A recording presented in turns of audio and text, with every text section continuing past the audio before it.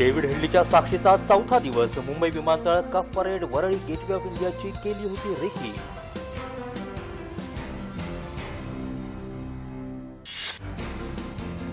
लष्कर तय्यबाला शिवसेना भवनावर हल्ला करण्यात रस असू शकेल असं वाटल्यानं शिवसेना कार्यकर्त्याबरोबर जवळीक साधण्याचा केला होता प्रयत्न. हेडली.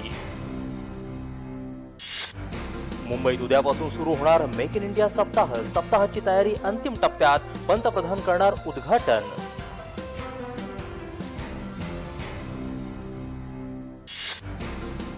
देशभरात वसंत पंचमीचा उत्साह. पंतप्रधान नरेंद्र मोदी यांनी दिल्या देशवासियांना शुभेच्छा.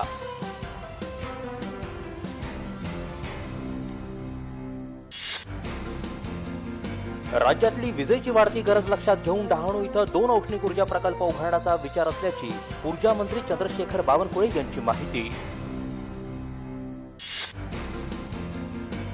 भारत अबुधाबी दरम्यान 4 करारांवर स्वाक्षऱ्या. सायबर सुरक्षा, पायाभूत सुविधा, मुद्रा विनिमय, नवीकरणीय ऊर्जेसंबंधित करार.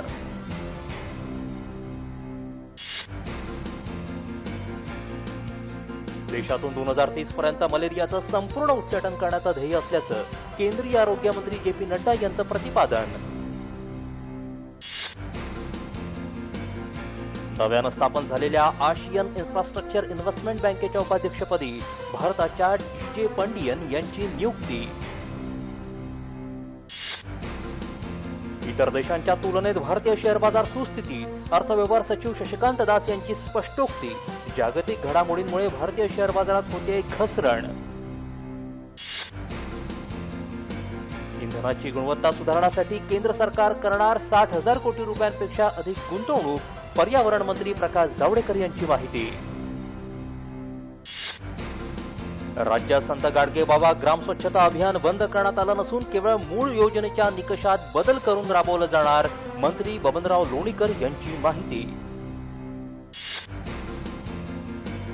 रेशन कार्डाशी आधार क्रमांक संलग्न करण्याचं काम येत्या 31 मार्चपर्यंत पूर्ण करावं. अन्न आणि नागरी पुरवठा मंत्री गिरीश बापट यांची सूचना.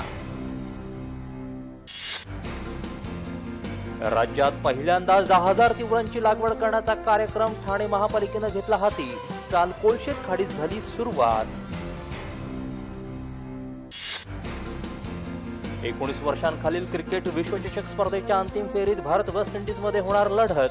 येत्या 14 तारखेला मिरपूर इथं होणार अंतिम सामना.